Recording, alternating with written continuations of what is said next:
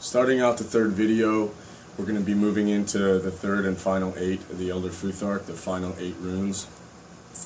I believe that the third 8 are the concepts that one needs to apply on the road to mastery. I think that the proper understanding and application of the last 8 runes contain almost everything that one needs to master the world around him and to create a life of legendary action.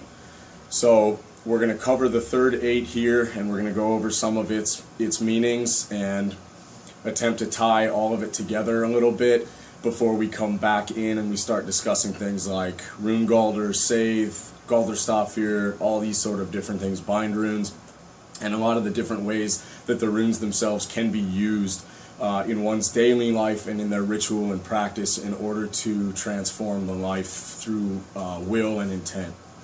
So, starting from the beginning of the third 8 with the rune Tivaz, it's an arrow pointing upward. So, thinking like we've been talking about pictographically, we can see that it's a rising. Tivaz, I believe, is sort of a rune of mastery, in that its association in the Havamal rune charms talks about it's a rune that has the ability to bring one back from the dead. I don't believe, obviously, that this is meant literally, but I believe that it refers to the idea of raising the consciousness from hell to Asgard in an upward fashion. Specifically, I think that what we're talking about with this rune is the true will, true north, our guiding star. The rune poem talks about how Tivaz is a star that keeps its faith with princes and that can always be seen through the misty night. It's a rune of consistency, certainly. The idea that the travels and the roads that we'll be taking on this journey are long, and they're only going to be completed by those who have the staying power to see it all the way through to the end. So, talking about this as the pathway, Tivaz is the discovery of one's true will.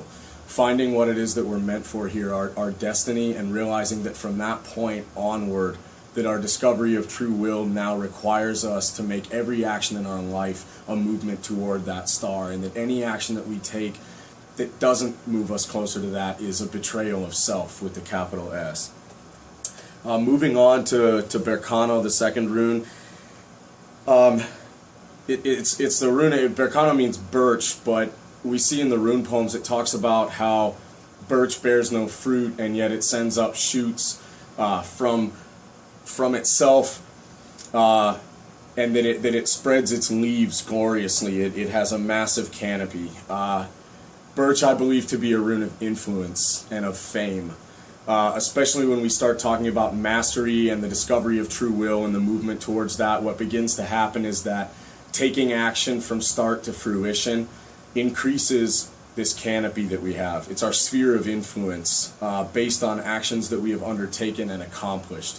So I believe it's a rune of fruition, of things that we've seen from one side to the other and that we've used to increase the sphere of our influence and what we can potentially accomplish through that.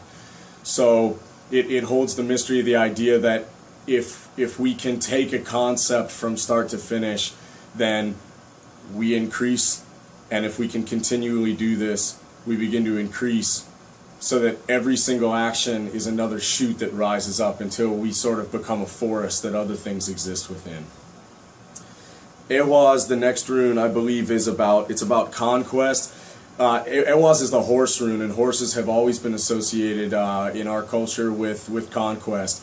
But specifically, I believe that runically we're talking about ritual. I believe that Ewaz is the horse that the magician rides in order to traverse the roads and rivers, the limbs and the roots of Yggdrasil. Meaning, I think that whatever part of us it is that we use to conceptualize when we send ourselves out in order to affect that change within the world, that is the concept that's captured within Ewaz. And I think that a lot of these ideas are very big, and we'll be breaking them down later.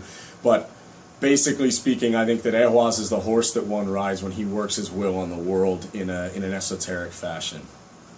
And that ritual is something that anyone who is effective uses in their life. Now, we don't necessarily need to be talking about burning incense and chanting with the eyes rolled back or whatever in order for something to be ritual, but what we mean is ritualized action in a habitual way.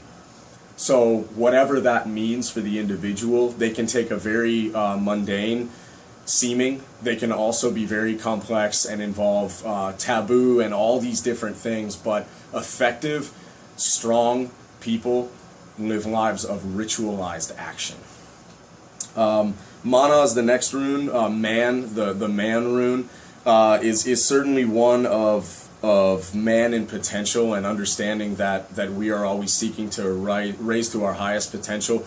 But it's also, I believe, as far as we're talking about with mastery and tools that are needed, I think it is the psychology of humankind, the understanding of how people work individually and in groups. If you don't have an awareness of how human beings work and the internal psychological workings of other human beings, you will never be probably a master of either yourself or anyone else. It's especially important for anyone who has aspirations of leadership to understand human psychology, what makes people tick, what makes them do the things that they do, and why. Essentially understanding all the games that people play and knowing where your position is in that and how to play it better than they do. Laguz. Laguz is a rune of water, obviously, but also all the rune poems refer to like great churning seas, great depths, water.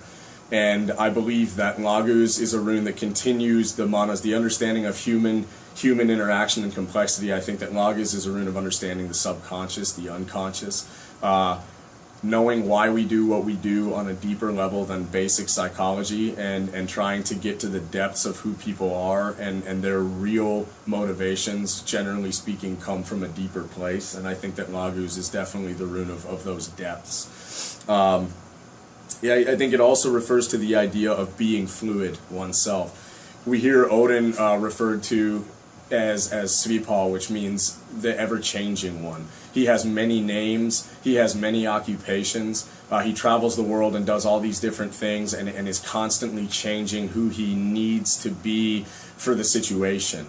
So this idea of Hamramr, of being shape strong, what we talk about when we talk about shape shift, we don't literally mean that people are turning into other things, but what we mean is that the individual who is powerful himself is able to meet any situation being who he needs to be, and that it's sort of this whole you can be false to anyone that you need to be as long as you know who you really are. If you have bedrock, like we've talked about with the other runes, then it's okay and it's desirable and the mark of someone who has a mastery over themselves in order to be changing to meet any situation. Even talking about martial arts, Bruce Lee always talks about being like water, and you hear this in a lot of different martial artists discussions where they're talking about flowing to meet the situation as the need arises. So I think that Laguz is certainly a rune of being changing as one needs to be to meet situational requirements. Ingvaz is the confines. It's a sacred enclosure. I think it refers to the ideas of silence, of keeping silence, of keeping your circle small, but also of keeping one's power within oneself. Oftentimes, especially in modern day, when we are able to sort of throw our little achievements out before they even happen, and this desire to kind of tell everyone everything that we're doing at all times, I think is a very negative thing, and I believe it weakens one's internal power structure to constantly be talking about what you're doing before it comes to fruition. A rule that I tend to have is I generally don't talk about a project that I'm undertaking unless it's basically already in the final stages of completion, because I find that if I talk about it, it's already like I almost did it, and then I don't feel like I have the need to accomplish it. So I believe that Ingvaz is like the confines of a dynamo. The old magician terminology uses that idea to know, to will, to dare, to keep silent. And so I believe that keeping your endeavors and and your overall aims within that small circle is definitely a law of power everyone should keep in mind, especially as you become more influential or you have more people that you're affiliated and associated with. Keeping your true aims to yourself until they're already done is something that'll take you pretty far. Othala is a rune that has been studied to death, I think, by a lot of people, and so we can look at the pretty obvious aspects of it as being a rune of home, ancestry, inheritance, certainly. Tribal hamingya, meaning that the people that you associate with raise and lower your luck, your influence, your reputation. Was something it took me until I was a little older to understand, but my grandpa always said to my mother, who always said it to us, that if you're part of a family, and I would say that if you're part of a tribe, you either succeed together or you all fail together. And that when you do something and fail, you're not just failing yourself, you're failing everybody that you've chosen to be associated with, who has chosen to be associated with you. So Othala is also, I think, representative of your honor and your obligation to your chosen tribe as well as your immediate family. Dagaz, I think, is a rune of completion. It's an infinity symbol, but it's also two things meeting at this X right in the center, sort of like the Gebo rune is.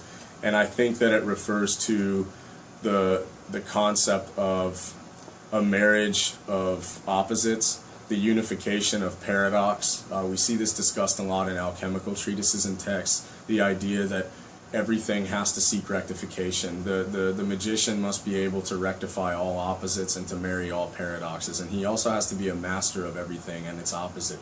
So in order to truly understand the world, one has to have experienced love and hatred. One has to have experienced cruelty and mercy. In order to master all those things, they have to have experienced all of them. And I believe it's at the end of the rune row, if looked at linearly, because it is the idea of having to have experienced everything and its flip side. And it can't be done unless one has truly begun to master the experience of human life. And I think that once one begins to understand all these things as not being separate ideas here and here, but as simply being different sides of the same coin, they begin to be able to marry paradox together. And I think that a true magician is paradox. I believe he's living paradox. Crowley, someone who I have a lot of respect for, regardless of, I think, how many shortcomings he had. Who doesn't? But he said that any idea, this is paraphrasing, in order to be a complete idea must contain its paradox within itself. And I think that any good magician is certainly that, and most of them are walking paradoxes.